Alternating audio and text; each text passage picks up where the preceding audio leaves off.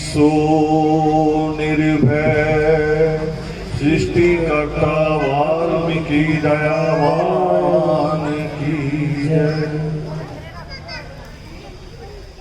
धर्म प्रेमियों, जय वाल्मीकि। बहुत लंबा समय कोरोना के कारण, मगर फिर भी हिम्मत है आप सब लोगों की, इस मोहल्ले के हमारे जुझारू साथी और राजकुमार शानू जी, सबका बहुत बड़ा प्रयास है।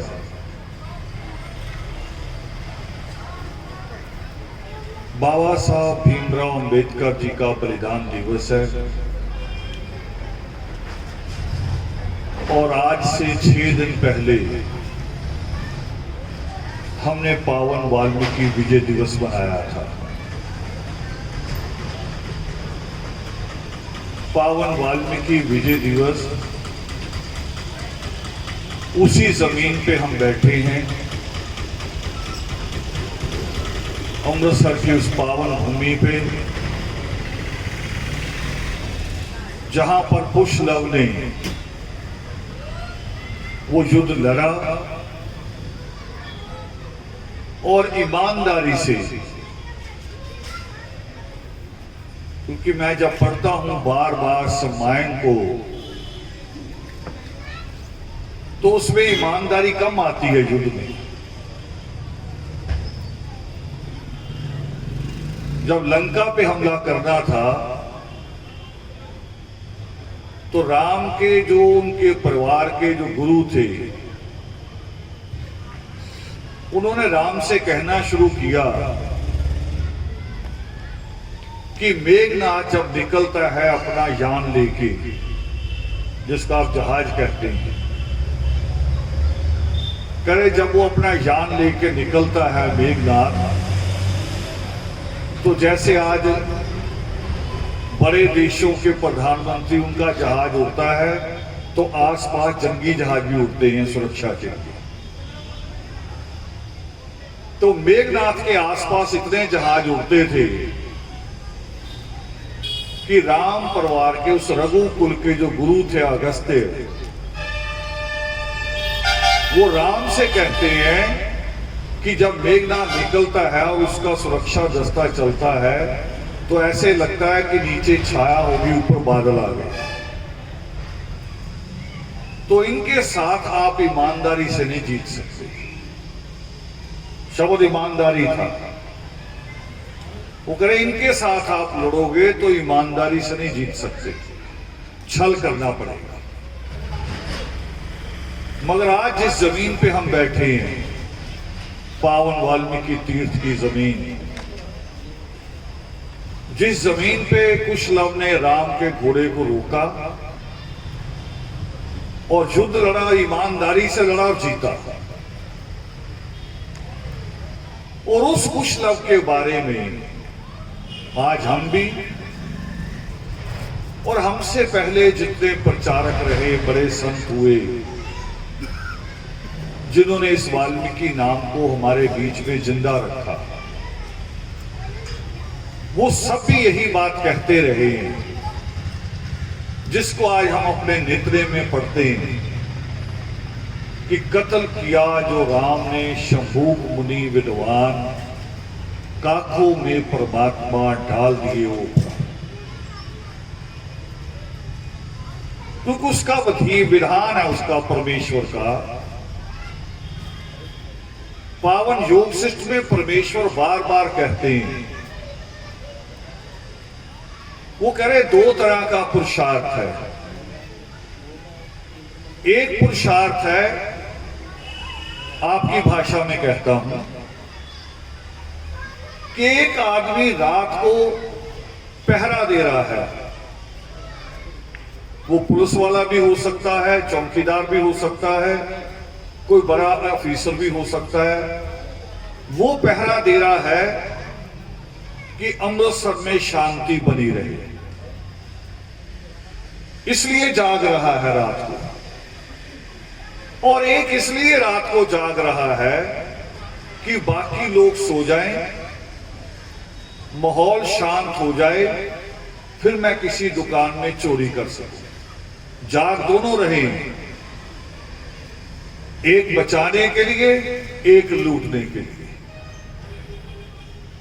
और परमेश्वर लिखते हैं, सृष्टिकर्ता वाल्मीकि देवान लिखते हैं पावन योग सृष्टि में, वो कह रहे जो दुर्भावना से किया गया है,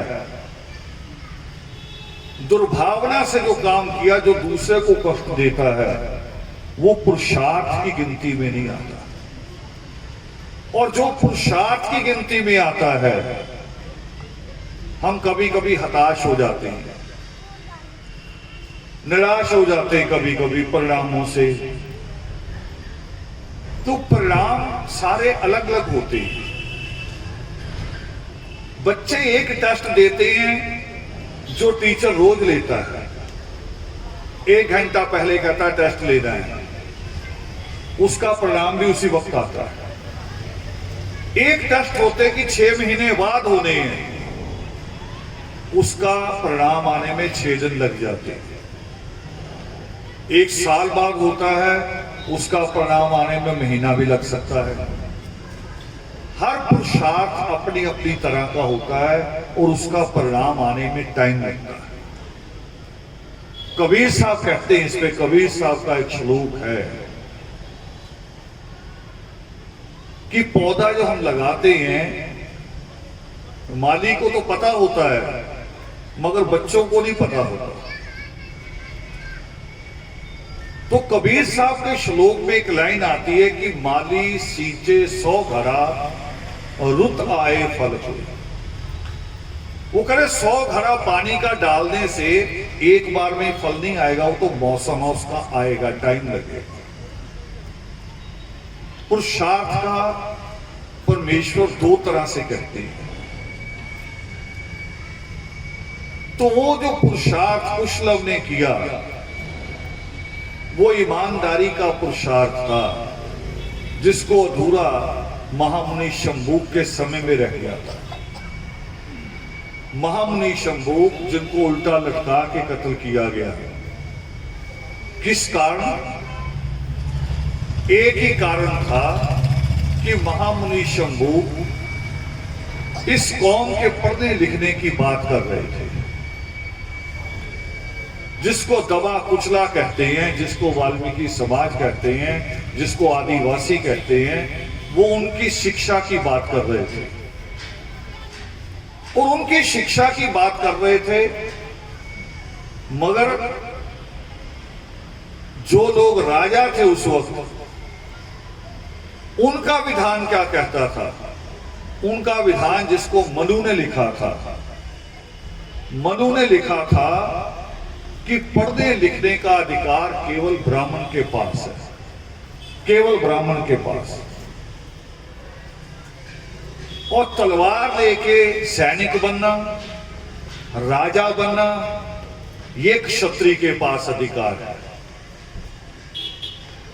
कारोबार करना, दुकान से लेके बड़ा कारोबार करना, उसको वैश्य लिखा गया है, बनिया, ये उसका अधिकार है। और हम जो मालिक हैं इस देश के, हमें कहा गया कि आप गुलामी करोगे। मरा हुआ जानवर होगा तो वो भी आप उठाओगे, आदमी की गंदगी होगी तो वो भी आप उठाओगे। तो इसका परिणाम क्या निकला? परिणाम, हम लोग हिस्ट्री पढ़ते हैं मगर कभी कभी कुछ चीजों को परख नहीं पाते आपस में, जिसको कहते मूल्यांकन करना, तोलना नहीं कर पाते। परिणाम ये आया इस व्यवस्था का कि केवल ब्राह्मण पढ़ सकता है, केवल क्षत्रिय तलवार उठा सकता है। तो इसका परिणाम ये निकला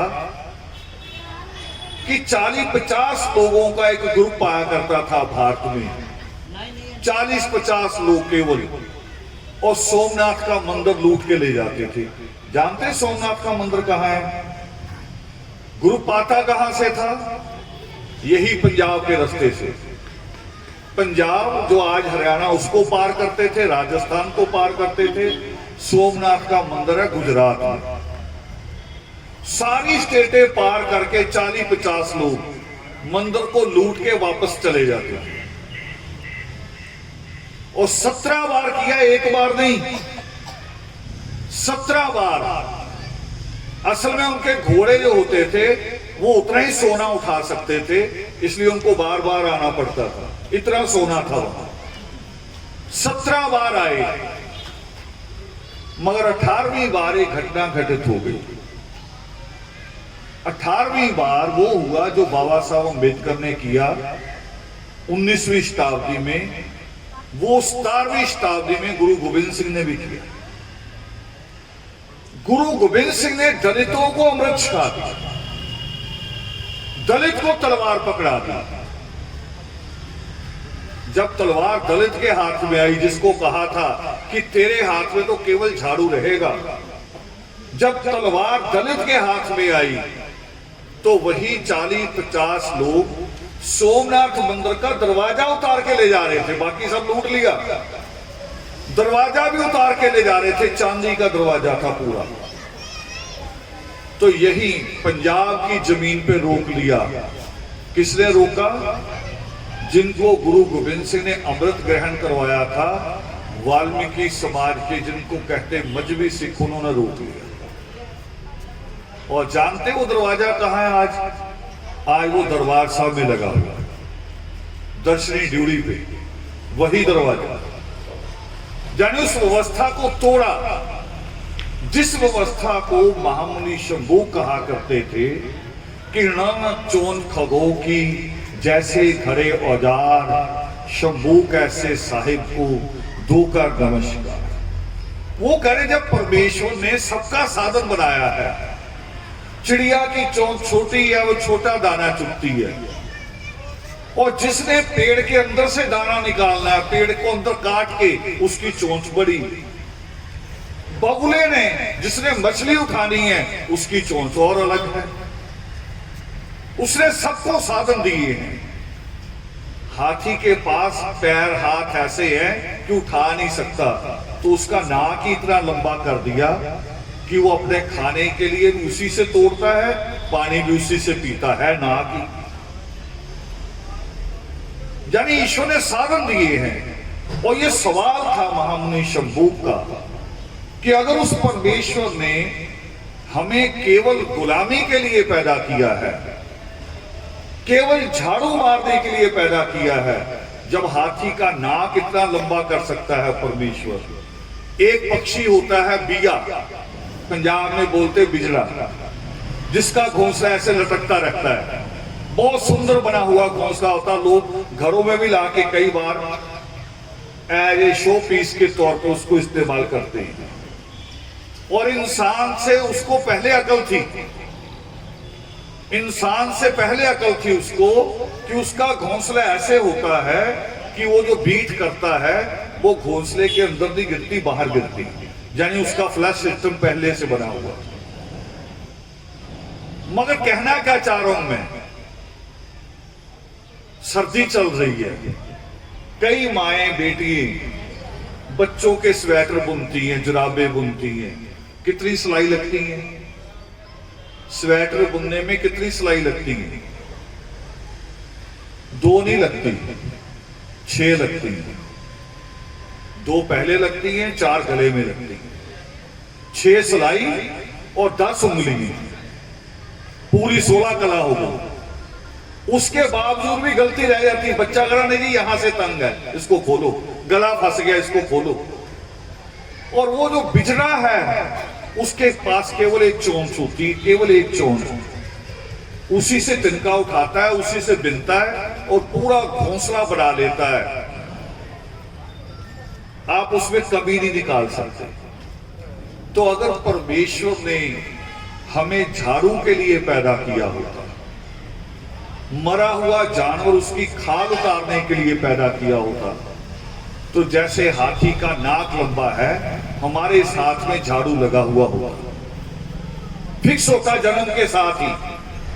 जैसे नाखून बढ़ते हैं उसके तीले बढ़ते रहते, और दुनिया को नजर आता कि ये वो पापी हैं जिन्होंने पिछले जन्म में पाप किया था, इसलिए परमेश्वर ने इस हालत में इनको पैदा किया। मगर परमात्मा ने हमें बराबर के हाथ पैर दिए हैं। यही दो हाथ पैर ब्राह्मण के पास है,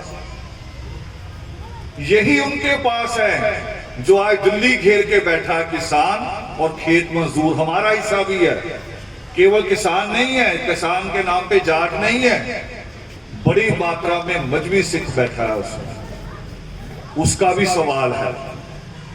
उनके भी दो हाथ पैर हैं, और जिन्होंने 200 साल हमारे ऊपर राज किया अंग्रेजों ने, उनके भी दो ही हाथ पैर होते, ज्यादा नहीं होते। मगर आज का दिन देखो कैसा है। इस थोड़ी सी चीज को बदलना अलग बात है, किसी थोड़ी सी चीज को बदलना। जैसे शानू जी बोल रहे कि मेरे बच्चे पढ़ना लिखना शुरू हो गए, किसी एक परिवार को बदलना आसान सा काम है। और बदलने के लिए सबसे बड़ी चीज क्या होती है? किसी को भी बदलना हो, वो आपका रोब नहीं होता, आपकी भारी आवाज नहीं होती, आपका चीख कर बोलना नहीं होता, आपका आंखें निकाल के घूरना नहीं होता, और बहुत सारी पिटाई भी नहीं होती।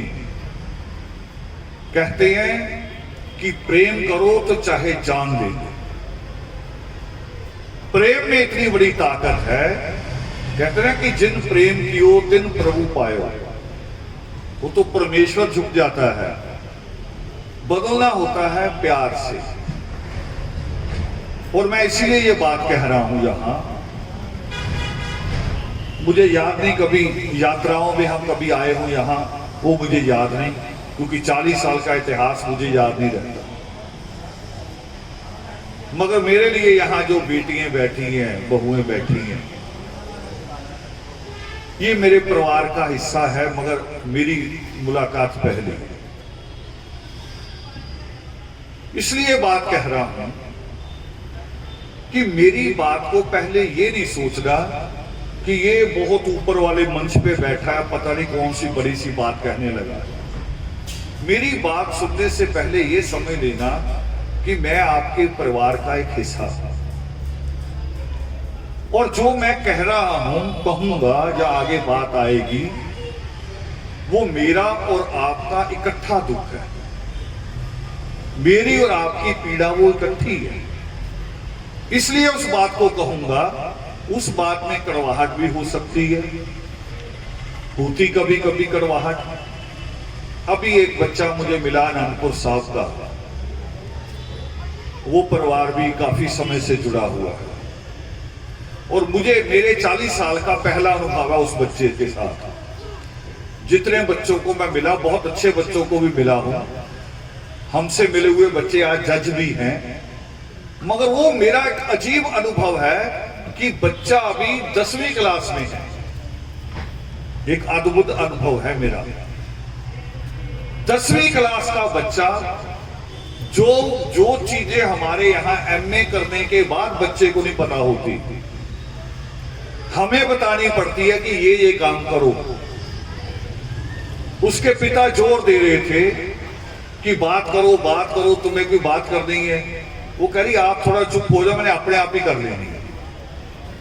और जब उसने शुरू की बात, तो मुझे समझ में नहीं आ रहा था कि मेरे पास क्या है इसको गाइड करने के लिए। मेरे पास कुछ है ही नहीं, इसको तो इतना कुछ पता है। आईएएस के पेपर में जितनी साइट है आईएएस पेपर की, वो सारी साइट के नाम उसने मुझे बता दिया कि पिताजी बिना वजह मेरे ऊपर चलाते रहते हैं, और मैंने ये सारी साइट खोल के देख ली, और पिछले 10 साल से लगातार जितने आईएएस में टॉपर हुए हैं, आईएएस पता किसको कह रहा हूं? जो डीसी बनता है। अब आपको आसानी से समझ में आ जाएगा। जिस पेपर को देने के बाद बच्चा डीसी बनता है, वो पेपर कैसे पढ़ा जाता है और या उसके टॉपर कौन आए पिछले 10 साल में, उन सबके इंटरव्यू से सुने हुए, सबके इंटरव्यू मुझे बता रही हूं कि मैंने सबके इंटरव्यू सुने और उनकी मेन चीजें भी निकाल ली हैं। जो आपस में टैली करती है एक सी वो अलग है, जो अलग अलग टिप्स हैं वो भी अलग अलग। मैं हैरान कि मेरी कौम में 10वीं क्लास का बच्चा इतनी हाईली बात करता है। 10वीं अभी कर रहा है कि नहीं है, और मैं इसको समझता था कि अभी 3 पीढ़ियां लगेंगी। 3 पीढ़ियां क्यों? उसको एक छोटी सी हंसी की बात के साथ जोड़ के बता रहा हूं। हमारे यहां घर में अतिकाय जी का बेटा है छोटा मोक्ष, किसी का फोन आया, ऐसे हालचाल पूछ रहे थे, तो पूछते पूछते कह रहे मोक्ष को स्कूल लगा दिया। मैंने कहा नहीं, उसको कॉलेज लगवाया। मुझे कह रहे मजाक कर रहे हैं। मैं कहा नहीं। वो कह रहे जी अभी तो 3 साल का भी नहीं हुआ, कॉलेज कैसे लगेगा? तो मैंने कहा मैं गिनती कर रहा हूं कि उसके बाप ने कॉलेज का ग्रेजुएशन किया था, अब ये ग्रेजुएशन के आगे चलेगा। वो कह रहे जी आप मजाक कर रहे हैं, हम तो सीरियस बात कर रहे थे। मैंने कहा नहीं, मैं भी सीरियस हूं, पूछो मुझे मैं क्यों कह रहा हूं। कभी कभी आपके बच्चे भी परेशान होते हैं, कहते हैं ट्यूशन लगवा दो, ये बात मुझे समझ में नहीं आई। मगर दूसरे बच्चे जो होते हैं और जातियों के बच्चों को इतनी दिक्कत क्यों नहीं आती? क्योंकि उनकी दादी ऐसी होती है कि बच्चा कहता कि मैं मैथ में कमजोर हूं, दादी कहती मैथ तो मैं करा दूंगी। मैथ की टीचर रही तो दादी होती उनके घर में, फिजिक्स की प्रोफेसर रही उनकी ताई होती है, तो उनके तो घर से ही वो तैयार हो जाते हैं। हमारे लिए मुश्किल आती है कि हमें वो तैयारी करनी बहुत मुश्किल होती है। तो ये युगों पहले की बात कह रहा हूं, युगों पहले की, जब महामुनि शंभूक ने प्रयास किया, स्कूल खोला, मगर उनको कहा गया कि स्कूल आप नहीं खोल सकते, पढ़ लिख आप नहीं सकते, इसलिए महामुनि शंभू को उल्टा लटका के कत्ल किया। मैंने बीच में बात कही जब शुरुआत की कि कुछ पुरुषार्थ ऐसे होते हैं जिनके परिणाम लेट आते और आने लेट चाहिए। हमें लगता है कि ये क्यों, हम भी परेशान होते हैं कई बार, कई बातों को लेकर परेशान होते हैं, ईश्वर पे सवाल करते हैं कि तुमने हमारे साथ ये बुरा क्यों कर दिया। मगर वो हमारी छोटी सी बुद्धि उसे बुरा सोचती है, मगर ईश्वर का सोचा हुआ जो होता है वो बहुत अच्छा होता है। अब ऐतिहासिक बात बता रहा हूं, याद करो। भारत की आज कहते हैं आजादी की लड़ाई, और हिस्ट्री में उसे लिखा हुआ गदर। भारत की इतिहास की आजादी की पहली लड़ाई कब हुई? किसी बच्चे को पता है? पहली लड़ाई जिसको मंगल पांडे से जोड़ते हैं वो हुई 1857 में। 1857। और देश कब आजाद हुआ? 1947, यानी 90 साल बाद। 90 साल बाद। अब वो हम सोच सकते हैं कि नहीं यार गलत हुआ, 90 साल पहले आजाद हो जाता तो अच्छा होता। पर बुरा पता किसके साथ होता? बुरा हमारे साथ होता, क्योंकि 90 साल पहले बाबा साहब भीमराव अंबेडकर पैदा नहीं हुए थे। 1857 की लड़ाई अगर भारत जीत जाता, अंग्रेज चले जाते, बाबा साहब अंबेडकर कब पैदा हुए? 1891 में। और बाबा साहब अंबेडकर पैदा हुए तभी हम ये माइक लगा के बैठे हैं, तभी आपको अधिकार है कि आपने कहा कि हमने योगामृत करना, यानी पूजा पाठ का अधिकार नहीं था, और आज आप पूजा पाठ भी कर रहे हैं, दरबार भी लगा है, नतमस्तक भी हो रहे हैं, और सरकार की तरफ से पहरा भी है। अधिकार है आपका। कभी कभी कुछ चीजें ऐसी होती हैं कि हमें लगती हैं कि ये क्यों हुई। शानू जी, आपके भजन का जवाब भी है ये, गिला शिकवा छोड़ दो। कुछ चीजें अच्छी होती हैं, कुछ चीजों से के हटने से रफ्तार बनती है। पुराने पत्ते जब गिरते हैं तभी नए पत्ते आते हैं, और नए पत्ते जो आंखों को सुकून देते हैं वो पुराने पत्ते नहीं देते। गिले शिकवे छोड़ दो, उसका जो निर्धारित किया हुआ विधान है वो बहुत बड़ा है। हम गलत मांग सकते हैं मगर वो गलत दे नहीं सकता। जैसे ये तार, बच्चा कहेगा मुझे पकड़नी है, मां पकड़ने देगी? वो नहीं पकड़ने देगी। इसलिए हम गलत मांग सकते हैं मगर वो ईश्वर गलत दे नहीं सकता। तो महामुनि शंभू का जो सवाल था वही सवाल आगे बढ़ा कि परमेश्वर ने हमारे साथ कोई पक्षपात नहीं किया, बराबर के हाथ पैर दिए, हमें बराबर का इंसान बनाया है। और अब मैं एक और बड़ी बात कहने लगा हूं दादियों से। अभी तो बहू बेटियों को कह रहा था, अब दादियों को कहने लगा हूं, क्योंकि बच्चे की जो कमजोर कड़ी होता ना घर में, माँ बाप नहीं होते, माँ बाप तो डांटते हैं, दादा दादी बड़े कमजोर कड़ी होते। माँ बाप ने डांटा नहीं और दादा दादी ने आके उठा ले, नाना डांट मत बच्चे को ज्यादा। तो दादियों को बता रहा हूं, दादियों के लिए जरूरी है ये बात, क्योंकि ये कमजोर कड़ी है बच्चों की। हाथ पैर ही बराबर नहीं दिए ईश्वर ने, दिमाग भी बराबर दिया है। दादियों को क्यों कह रहा हूं? इनको आके जब बच्चा बहाना लगाता है ना, बच्चा स्कूल से, कि मैं बैठता हूं स्कूल में पढ़ता तो हूं मगर मेरे पढ़ता ही नहीं है दिमाग में कुछ, मेरा सिर भारी हो जाता है। माँ बाप कहते ट्यूशन रखेंगे, दादी कह रही रहने दो, ना ना इसके दिमाग को ना कुछ हो जाए, इसका दिमाग भारी ना हो जाए मेरे बच्चे का। इसको पता नहीं दादी को कि वो बहाना लगा रहा है। याद करो, सुबह उठते कभी कभी बच्चों का पेट दर्द करता है, जैसे स्कूल की घंटी का साइन निकल गया पेट दर्द ठीक, सारा दिन खेलता है। दिमाग की बात बताने जा रहा हूं अब आपको, आप मान जाओगे, सारी दादियां मान जाएंगी।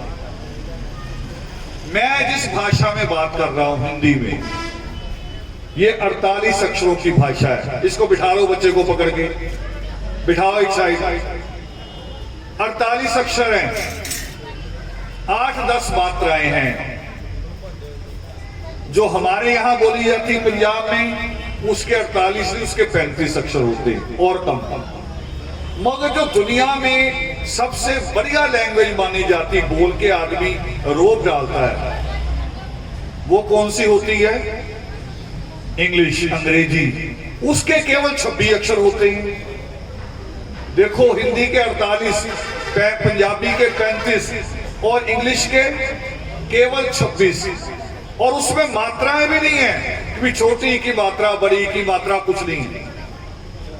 वही एबीसी है, उसी को आगे पीछे लगाना है। ए और टी लिखोगे तो क्या बना? एट। उसके आगे बी लगा दो, बैट। बी हटा के सी लगा दो, कैट। 26 अक्षरों को बच्चा कहता सिर भारी हो रहा, दादियां मान जाती हैं, पकड़ के उसको ऐसे सीने से लगाएंगी, नाम मेरा लाल।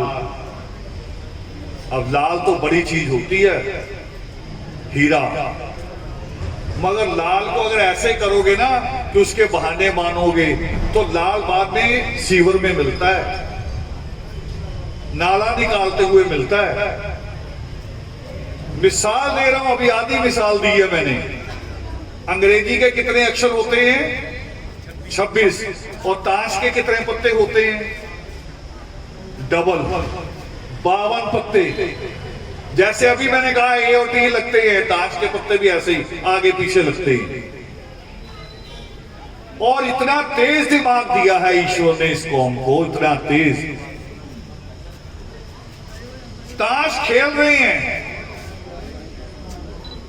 2-3 मिनट में ही पत्ता उठाने और गिराने से इतना कंप्यूटर जैसा दिमाग है। देखो पत्ता उठाया कौन सा, गिराया कौन सा, 2-3 मिनट में बता देते कि फला ने फला पत्ता रोक रखा है, इसने कौन सी चीज रोक रखी है। कंप्यूटर भी नहीं जान सकता पीछे से, तो कंप्यूटर को भी सीधा दिखाना पड़ता है, फिर वो स्कैन करता है। ओए बेटे सीधे हो जाओ, सीधे होकर बैठो, आपसे बात करते आया हूं आज। मगर हमारे लोगों का दिमाग इतना तेज है, अब तेज थोड़ा सा दादियों को होना पड़ेगा। तेज क्या मामले में कि बहाने पहचानने पड़ेंगे कि ये बहाने हैं। जिस दिन ये दिमाग जो 52 पत्तों की ताश को पहचानता है, जिस दिन पढ़ाई में लग गया, उस दिन कैसा होगा, कैसा होगा ये अंदाजा लगाओ आप।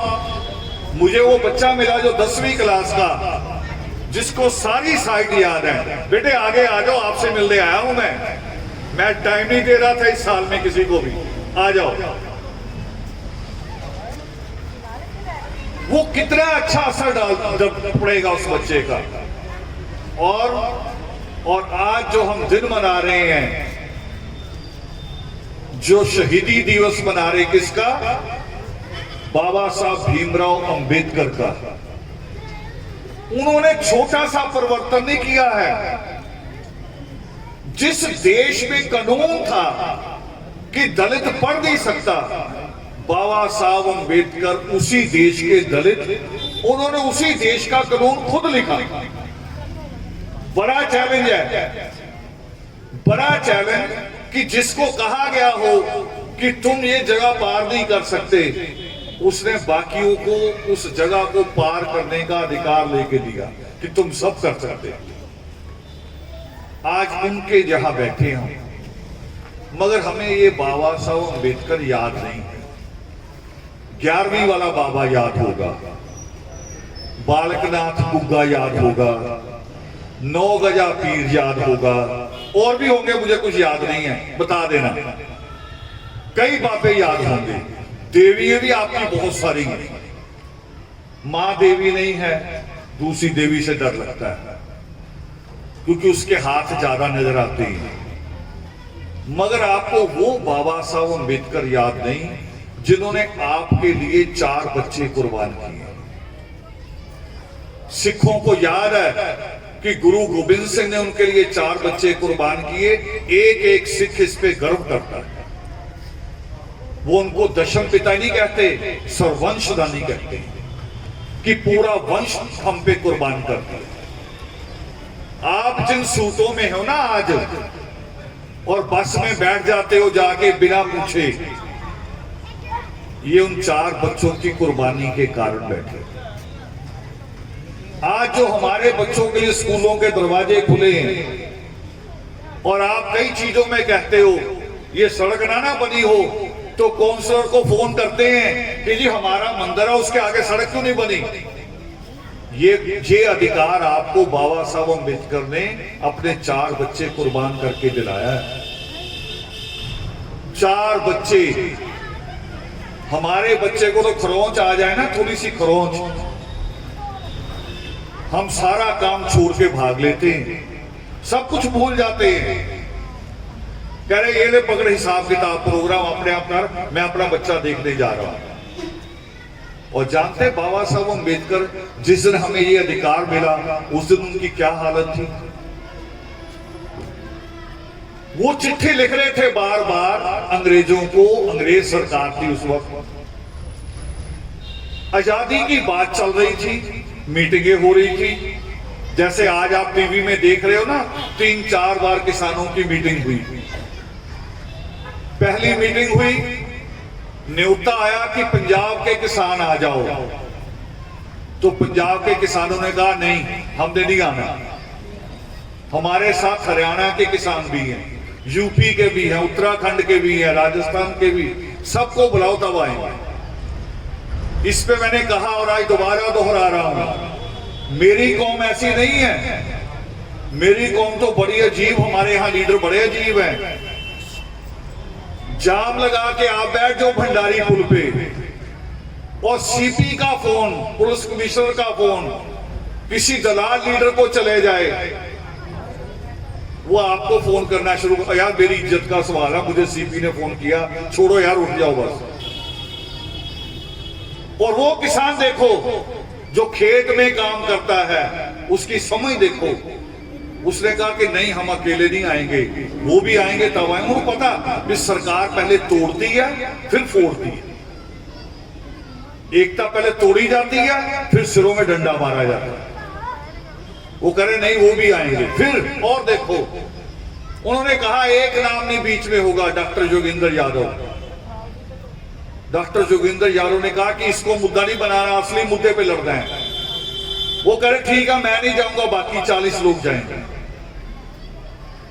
और देखो मुझे वो दिन याद है, शायद यहां कोई बैठा हो उनमें से जो मेरे साथ उस दिन गया था, जिस दिन मेरा एक बच्चा शहीद हुआ था लारा।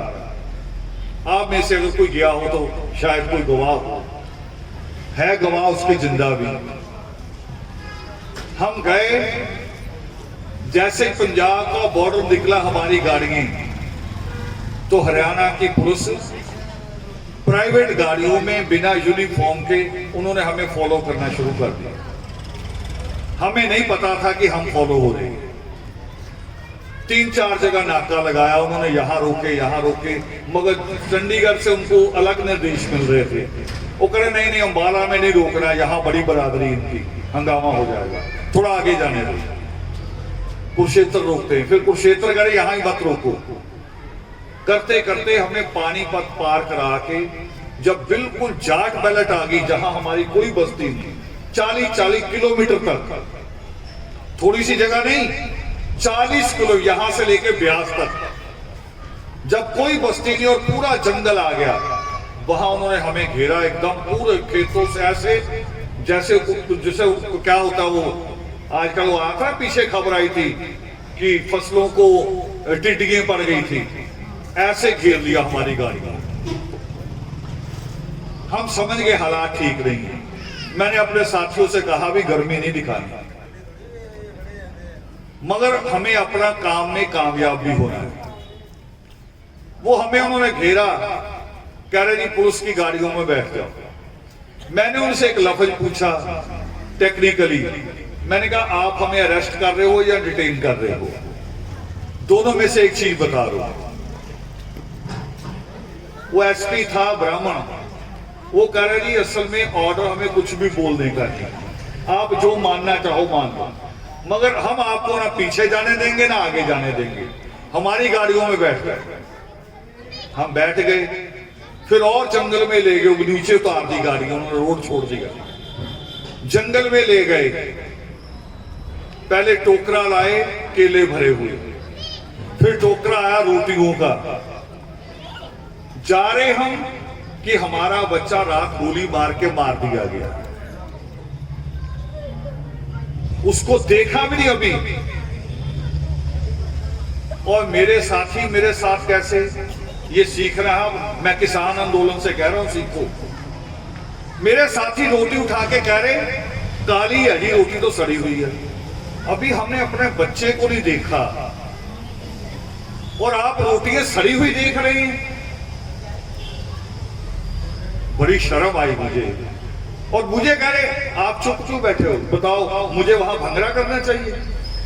मेरे साथी मुझे कह रहे हैं आप चुप क्यों बैठे, पुलिस वाले कह रहे हैं कि आप चेयर ले लो अंदर बैठो ऑफिस में। मैं कहा नहीं, मैं अपने साथियों के साथ रहूंगा, मुझे अंदर नहीं जाना, इनके साथ ही बैठ रहा, मैं अपनी गाड़ी में नहीं चलूंगा। अगर ये बस में बैठेंगे तो मैं भी बस में बैठूंगा।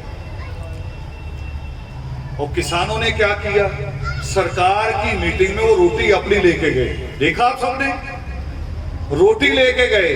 5 बजे मीटिंग रोकी कि जी चाय पीनी, वो करे चाय हमारी बाहर पड़ी आ गई, आपकी चाय नहीं पिएंगे, जब तक आप हमारी शर्तें नहीं मानते आपका अन्न भी नहीं लेंगे। ये गैरत होनी चाहिए। हमने अभी लड़ाइयां लड़ दी हैं, अभी लड़ाइयां लड़ी नहीं है।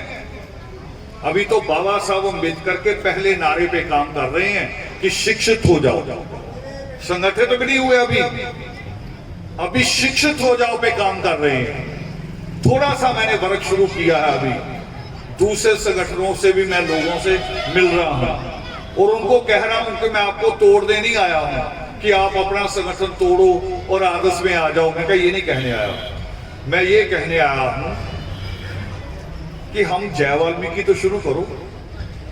हम इतने पापी हैं कि हर किसी का संगठन वाल्मीकि नाम से और एक दूसरे को देखते ही जय वाल्मीकि बोलते नहीं। हम इतने पापी हो गए। हमारे अंदर कम से कम इतनी लियाकत तो आनी चाहिए, इतनी समझ तो होनी चाहिए। मैं इन दिनों योग शिष्ट के ऊपर जो काम कर रहा, लास्ट जो मैं रात काम कर रहा था, वो अहंकार पे लिख रहे थे। परमात्मा उसमें कहते कि अहंकार में इतना अच्छा फर्क है कि बाल जो होता ना, बाल का 100वां हिस्सा निकाल लें तो अहंकार में इतना छोटा सा फर्क है कि आदमी को पता ही नहीं चलता कब वो अहंकारी हो गया। वो कह रहे अहंकार का पहला शब्द हिंदी में जब लिखोगे ना, हा ऊपर बिंदी, यहां तक रुक जाओ, तो उसका शब्द या संस्कृत का शब्द बनता अहम। उसका अर्थ होता मैं, उसका अर्थ बनता मैं। और आगे जब आदमी जब आदमी ये आ जाए कि सब कुछ मैं कर सकता हूं, फिर वो अहंकार बन जाता है। फिर वो अहंकार बन जाता है जब वो गलती मानने को तैयार नहीं। जीवन में हमेशा एक चीज आपको आगे ले जाएगी कि जब कोई कहे कि यहां गलती है तो कहो कि बताओ, चाहे हो या ना हो, कहो कि बताओ। जब हम कहते कि मैं गलती कर ही नहीं सकता, फिर वो हमारा अहंकार बोलता है, फिर हम कामयाब नहीं हो सकते। आपका जो शिकवा था, मुझे एक लुधियाना का एक ऐसा ही लड़का आया मेरे पास। वो बहुत सारी जगह घूमता है। वो पहले एक डॉक्टर के साथ घूमा करता था। मुझे कह रहा जी कि एक फला आदमी था वो आपके साथ, एक फला आदमी था आपके साथ। मैं कहा ये सारी बातें छोड़, गिनते गिनते थक जाएगा, मुझे बस छोटा सा जवाब दे दे। आप सबकी मेहनत का जवाब है। सफर साहब ने जीवन लगाया पूरा, एक्सीडेंट के बाद भी बैठे। मुझे फोन भी आया, कह रहा जी प्रोग्राम आपने कर लिया और मुझे बुलाया नहीं। मैंने कहा अभी 3 दिन बाद है, आऊंगा, आपके बिना नहीं होगा प्रोग्राम। बैठ नहीं सकते, डॉक्टर मना करते कि ज्यादा देर आराम करो, फिर भी आए। तो मैंने आप सबकी मेहनत का जवाब उसे दिया, मेरी नहीं। मैंने कहा ये सब छोड़, और ये जवाब एक बार बादल साहब ने भी दिया था सारे संगठनों को 2016 में, जब पहला योगी महापर्व हमने पावन वाल्मीकि तीर्थ पे किया था। तो 20 संगठन गए थे बादल साहब को कहने कि जी ये हॉल उनको मत दो, उनको मंडी भेजो वापस। बादल और उनका एक IAS अफसर होता था संधू, दोनों ने एक जवाब दिया। वो कह रहे आप 20 संगठन आए हो? कह रहे हाँ। कह रहे आप 20 मिलकर भी हॉल नहीं भर सकते, वो अकेले भर लेंगे। मैंने यही जवाब उसको दिया। मैंने कहा बेटे वो छोड़ यार बात, वो नहीं मैं जवाब दे पाऊंगा। हो सकता है मेरी गलतियां भी हो, ये नहीं मैं कह रहा मेरी गलती नहीं है, मेरी गलती भी हो सकती है, मगर अब उस पर मैंने काम नहीं करना। मैंने अब बचा हुआ जीवन आगे को बढ़ाना कि कुछ अच्छा हो जाए, कुछ अच्छा कर ले। तो अभी हम बाबा साहब अम्बेडकर के पहले सब्जेक्ट पे काम कर रहे हैं, शिक्षा पे। इसलिए मैंने दादियों से, माओं से, बेटियों से बात कर रहा हूं। एक बेटी के जवान होने से, शादी होने से 10 साल पहले, शादी 10 साल बाद होती है, तो माएं जेवर बनाने शुरू कर देती। बताओ मैं झूठ बोल रहा हूं? शुरू करती हैं कि नहीं करती हैं? एक एक बनाती जाएंगी कोई ना कोई चीज। और कहां से? कभी रिक्शे के पैसे बचा लेती हैं, कभी सब्जी से पैसे बचे, कभी भाई आया वो कुछ दे गया, मां ने कुछ दे दिया, उसको छुपा छुपा के रखती हैं। फिर उसको इकट्ठा करके 1 जेवर, 2 जेवर, 4 जेवर, और जिस दिन लड़की की शादी की डेट रखी जाती है तब तक नहीं किसी को बताता। जिस दिन डेट रखी जाती है ना, बाप थोड़ा सा उदास हो जाता है, ताए चाचे भी उदास हो जाते हैं कि डेट आ गई, अब खर्चा आ गया, कैसे करेंगे। उस दिन बताती हैं चुपचाप, फिर बुलाएंगे अपने घर वाले को कि इधर आओ अंदर, फिर कहेंगे ये देखो जेवर मैंने बना लिए, घबराओ ना, मुंह ना उतारो, बाकी इंतजाम करो। किसी को नहीं दिखाती। 10 साल लगते इनको जेवर बनाने में। मगर मैं ये सवाल क्यों उठा रहा हूं आज, और आपके ही आगे उठा रहा हूं बेटे, आपके आगे। 10 साल लगाती है मां आपके जेवर बनाने में, मगर 6 महीने भी जेवर बचते हैं आपके पास हो? 6 महीने भी बचते हैं। 6 महीने में या तो पहले 2 महीने में सास ससुर ले लेते हैं, करे इधर उतार, तेरा घर वाला तो ऐसे ही बेकार है, ये तो हमने वैसे ही शादी की कि पड़ोसियों के बहू आ गई, हमारे भी छम छम होनी चाहिए, हमने तो कर्जा उठा के शादी की, जेवर दे दे इधर। और अगर सास ससुर ना ले तो पति 6 महीने में एक एक करके ले जाता है, एक एक करके। फिर उसी माँ बाप को दोबारा बनाने पड़ते हैं। जब उनके घर में कोई शादी आती ना मायके में, वो कह रहे अब मेरी बेटी खाली आएगी, उसके नाक कान में कुछ भी नहीं होगा, बड़ी बेइज्जती होगी, माँ बाप बेचारे दोबारा बना के देते। अब मैं यहां बात क्यों लाया? मैं इसलिए लाया हूं कि आप लोगों ने आजकल एक लाइन रट ली है कि पढ़ाई बहुत महंगी हो गई, पढ़ाई महंगी हो गई। 1 तोला सोना कितने का है आज?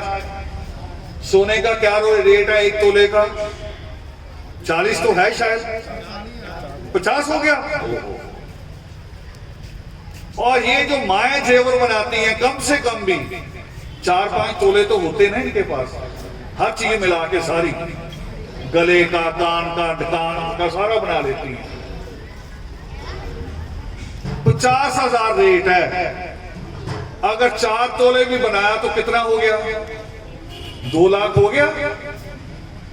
2 लाख रुपए जितनी महंगी पढ़ाई नहीं है। आप अपनी बेटी को अगर बीएड कराना चाहो, टीचर बनाना चाहो, तो 2 लाख रुपए जितना महंगा नहीं। उसको नर्स बनाना चाहो +2 के बाद, 12वीं के बाद, 2 लाख रुपए जितना महंगा नहीं। उसके जेवर तो कोई भी बेच के खा सकता है। बताओ, उसकी डिग्री कोई बेच के खा सकता है? नहीं खा सकता। वो बेटी बेटों से ज्यादा आपके बराबर खड़ी हो जाएगी कल को। जो कुछ बन जाएगी ना, आप कभी मुसीबत में होंगे तो बेटों से भी आगे खड़ी हो जाएगी और आके आपको कहेगी, बाप को भी, मां को भी, कि घबराओ नहीं पैसे से, मैं पैसे लेके आई हूं, लगने दो जितना पैसा लगता है, मगर जिसको कुछ बना के दे। इसमें थोड़ा सा रात में एक नजीबाबाद से एक बेटी है, मेरे से बात कर रही कई दिनों से। कल उसने अपने पिता से बात कराई कॉन्फ्रेंसिंग में।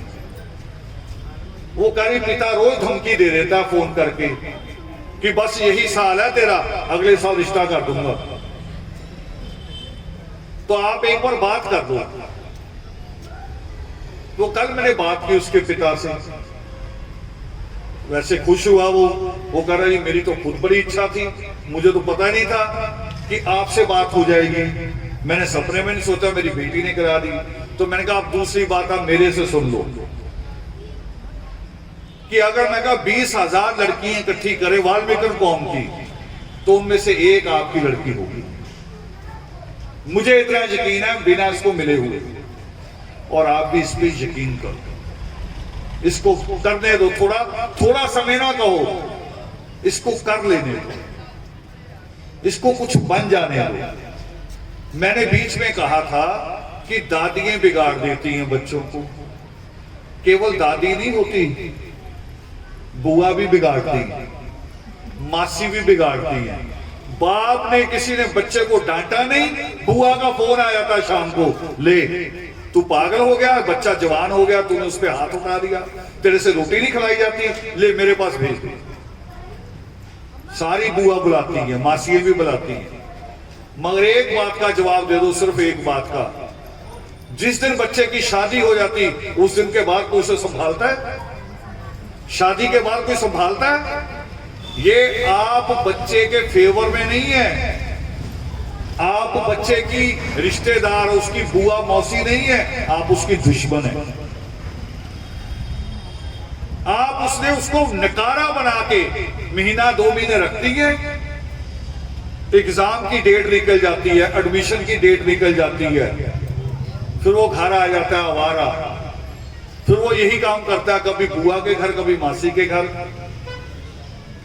और यही घूमते फिरते इन दिनों वो शादियां चल रही, जैसे शादियों में घूम रहा होता है, अचानक वो फटी हुई जीन पहन के बालों को कुछ लगा के खड़े करके घूम रहा होता है, किसी को पसंद आ जाता है, बाकी किसी को नहीं पता होता अंदर क्या है, माल क्या है, पैकिंग पसंद आ जाती है कि पैकिंग बड़ी अच्छी,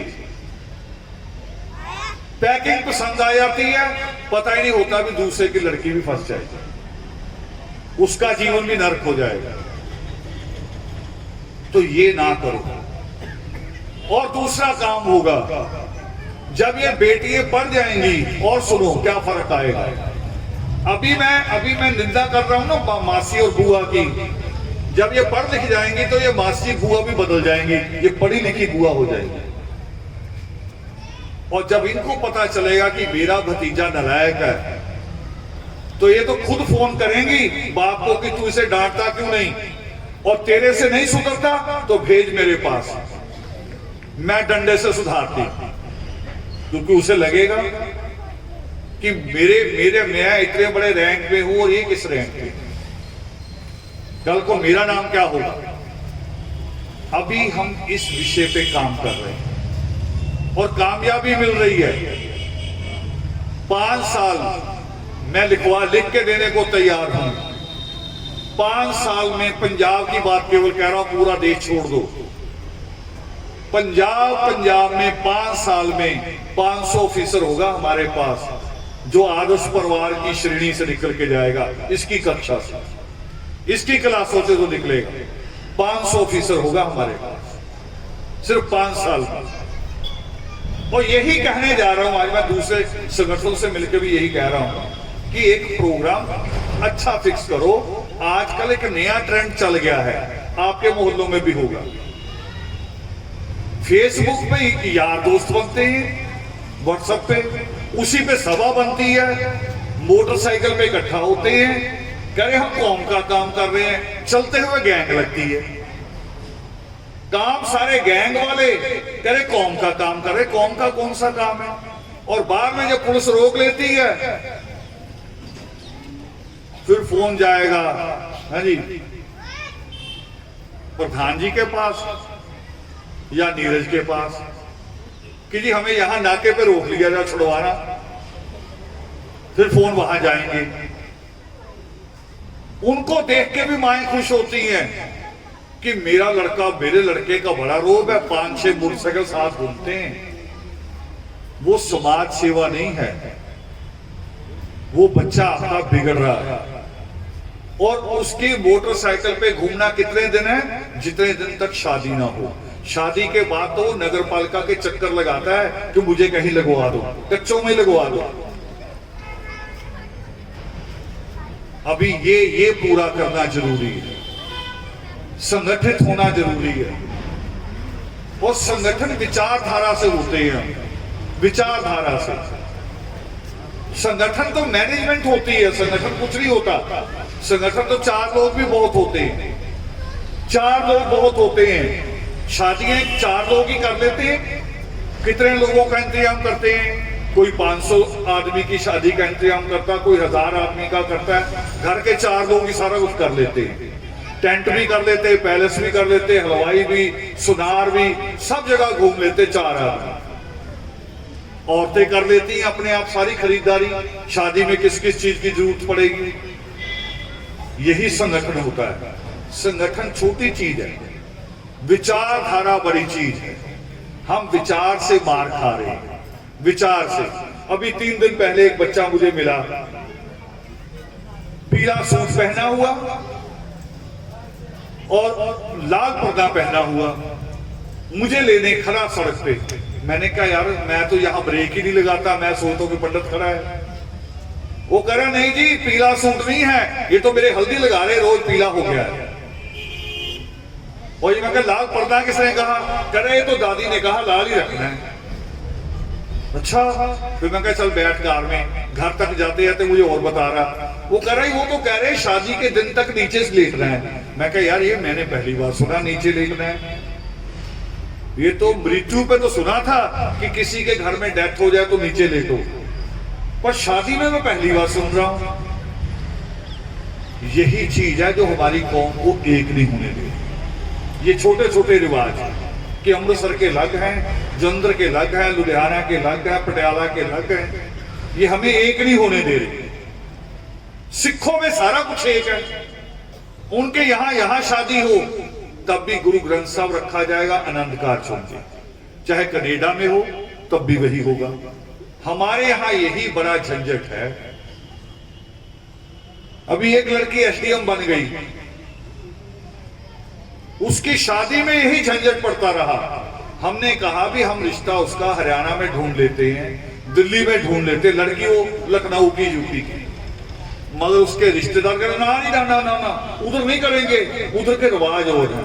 अरे मैं कहा जो एसडीएम लड़की है, जिसकी गाड़ी के ऊपर नीली बत्ती लगी हुई है, इसको कौन टोकेगा कि कौन सा रिवाज करना है?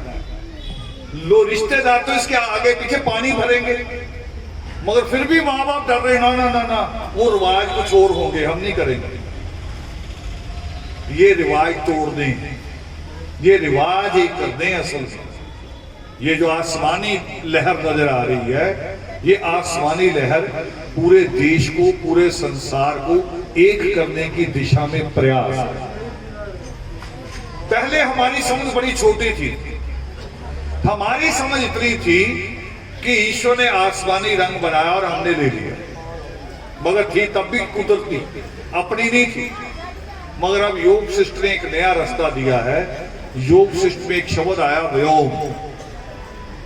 व्योम को जब हम अर्थ करते हैं, आप अपने मोबाइल में भी कर सकते हैं, व्योम का अर्थ करोगे तो अर्थ आएगा वो जो ईसाई बोलते हैं आसमानी बाप, बोलते ना ईश्वर के लिए आसमानी पिता। व्योम शब्द आया है पावन योग शिष्ट में, सृष्टिकर्ता वाल्मीकि दयावान की कलम से लिखा हुआ, इसका और प्रमाण आ गया। तो ये है जिसके हम प्रयास कर रहे हैं, जिसकी हम लोग कोशिश में हैं। और हमने ये तारीफ वाले भजनों की भी जरूरत नहीं है। क्यों नहीं है? क्योंकि इससे भी नुकसान हुआ। मेरे ऊपर भजन गाया आज राजकुमार जी ने,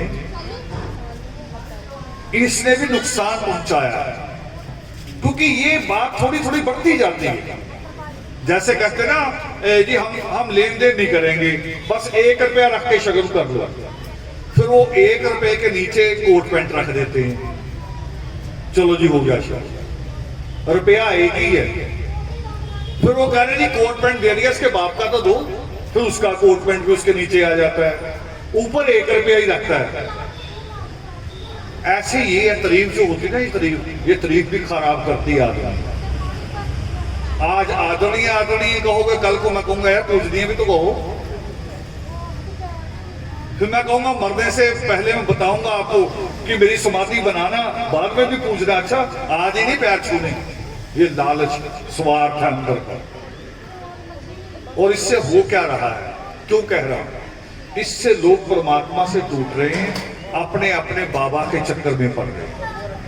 आप गए नहीं कभी, जाओ कभी राजस्थान में, राजस्थान के अलवर, जोधपुर, बीकानेर कभी जाओ, वहां आपको ऐसे वाल्मीकि अनंत मिलेंगे जिसमें परमात्मा की मूर्ति नहीं है, बस्ती हमारी है, अंदर मूर्ति लगी है उनके बाबा नवल जी। उनको पूछो भी वाल्मीकि मूर्ति, करो नहीं नहीं उनको नहीं, ये जरूरी है। हम गए थे दिल्ली प्रतापबाग, बाबा खाकशाह जी की समाधि है वहां, जिन्होंने इतना काम किया कि शायद हम भी ना कर पाए।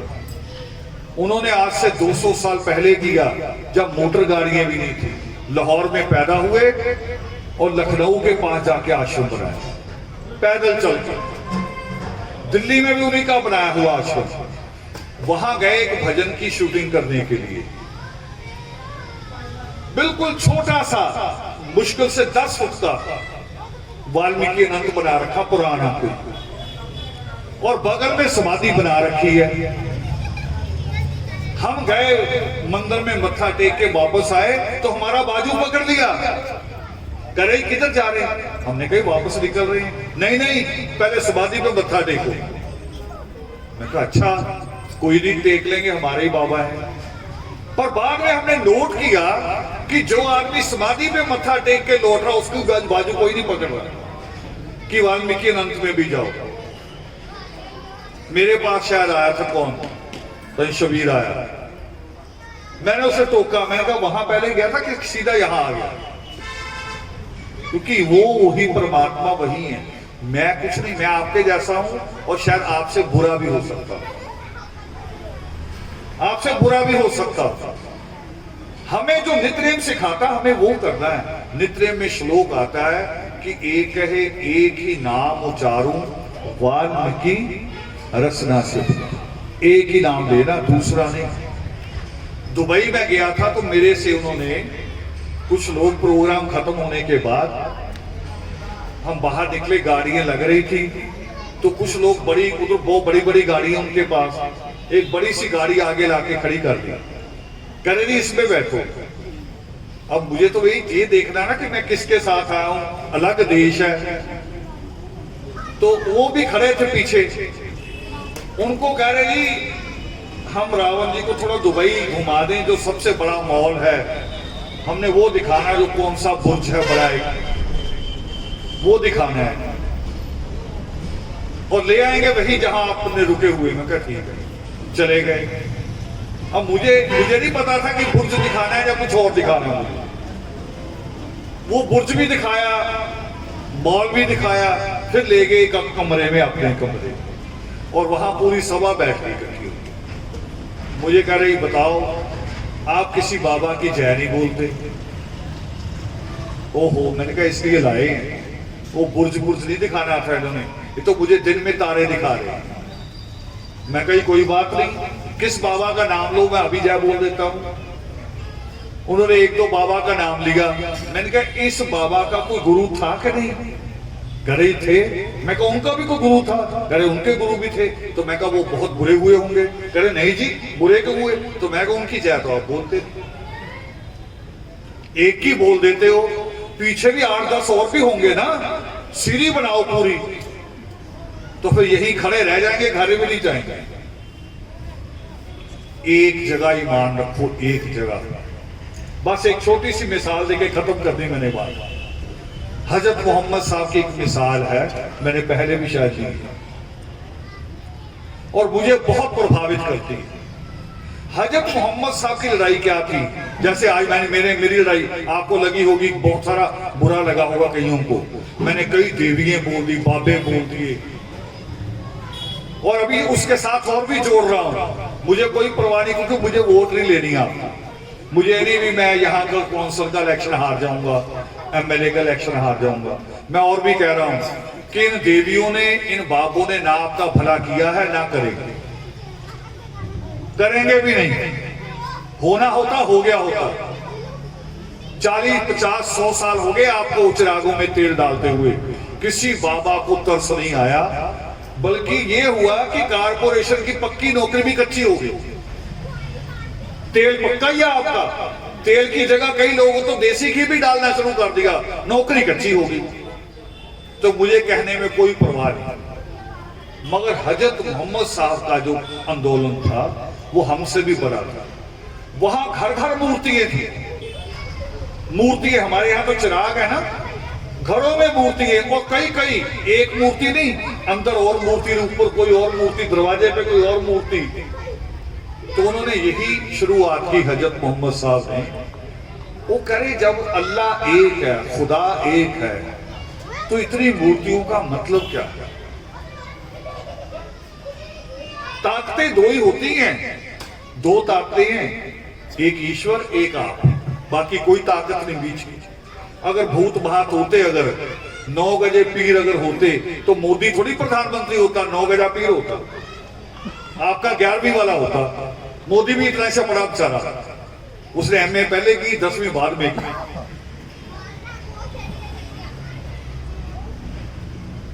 और हजरत मोहम्मद साहब की लड़ाई कितनी खतरनाक होगी, इतनी खतरनाक थी कि मक्का से लोग एक बार उबर हो गए, हजरत मोहम्मद साहब के खिलाफ हो गए, उनको मक्का से बाहर निकाल दिया और कह दिया कि आप मक्का में नहीं घुस सकते, आप हमारी मूर्तियों के खिलाफ बोलते। उनको मदीना में जाके रहना पड़ा, 300 किलोमीटर दूर। फिर मदीना में अपना प्रचार करते रहे, लोग बढ़े। और जब मक्का की तरफ वापस गए तो एक छोटी घटना बस बतानी उनकी मैंने। चल रहे थे पैदल, उन दिनों गाड़ियां नहीं थी, घोड़े ऊंट होते थे। अंधेरा होने लगा तो उन्होंने अपने साथियों से कहा कि देखो नजदीक कोई गांव हो तो वहां डेरा डाल दे, जहां पानी वानी मिल जाए, खाना मिल जाए, रात गुजार लें, सुबह में निकलेंगे। तो जैसे आप लोग उत्साह से भरे होते हैं,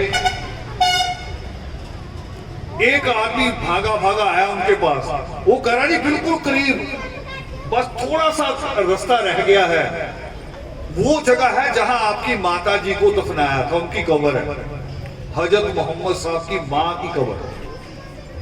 करे वहां चलते हैं, गांव भी है और आपकी मां की कब्र भी है, वहां बैठ के मां के पांव भी छू लेंगे। हजरत मोहम्मद साहब सोचने लगे कि मैं इनको समझा क्या रहा हूं और ये समझ क्या रहे हैं। ये होती है तारीफ भी कहो इसे, इसको बिल्कुल निचली भाषा में कहो, चमचागिरी भी कहो। हजरत मोहम्मद साहब ने पूछा भी किधर है मेरी मां की कब्र, किधर है? करे इधर है। वो कह रहे फिर इधर छोड़ दो, इधर चलते। चल पड़े। रात को जब बैठे तो कुछ लोगों ने सवाल किया कि आप उधर क्यों नहीं गए, वो 1 किलोमीटर पे थी, आप इधर 6 किलोमीटर ले आए और मां की कब्र छोड़ दी। वो कह रहे मैं तुम्हें समझा क्या रहा हूं, ये जो मूर्तियां लगी हुई घर घर, ये भी तो बुजुर्गों की होंगी ना इनके, मैं उनके बुजुर्गों की मूर्तियां हटवा रहा हूं और अपनी मां को पुजवाऊं, तो फिर मैं ईमानदार कैसे हुआ? मैं भी ईमानदार नहीं। इसलिए कह रहा हूं, हम ना पूजनीय हैं, ना हम परमात्मा के बराबर, ना हमारी समाधि, कुछ नहीं होना चाहिए कभी, नहीं तो परमेश्वर का नाम ऐसे टूटा हर बार। कबीर साहब ने भी परमेश्वर के नाम को लेके चले। मैं अभी बताता हुआ आ रहा था, रास्ते में बात हो रही थी कि राजस्थान की साहित्य अकादमी जो कबीर साहब के ऊपर रिसर्च करती है, वो कहती है कि कबीर साहब जितनी वाणी बोलते हैं वो सारे का सारा पावन योग से, सारे का सारा पावन योग से। मगर कबीर को मानने वाला कह रहा कबीर की मूर्ति लगाऊंगा, परमेश्वर की नहीं लगाऊंगा। इस तरह से हम टूटते हैं। तो हमारी तारीफ में कोई भजन कहने की जरूरत नहीं। हम तो पता नहीं उतना काम कर रहे हैं या उससे ज्यादा आपसे ले रहे हैं। आप नीचे बैठे, मैं ऊपर बैठा, ये ज्यादा ले रहे हैं आपसे। काम आपने किया, ये सारा इंतजाम आपने किया, मैं आके बैठ गया। तो आप तो ज्यादा करने वाले तो आप हैं, हम तो कुछ भी नहीं कर रहे। तो इसलिए कभी ये गलती नहीं करनी है कि धीरे धीरे तारीफ करते करते आदरणीय से पूजनीय में आ जाए, वो नहीं करते, वहां जाके मोमेंटें टूट जाती। तो महामुनि शंभूक से मैंने बात शुरू की थी। महामुनि शंभूक, उनकी कुर्बानी और उस कुर्बानी का बदला वाल्मीकि विजय दिवस जो आज से 6 दिन पहले मनाया, और आज ये भी महामुनि शंभूक ही होंगे, बाबा साहब भीमराव अम्बेडकर,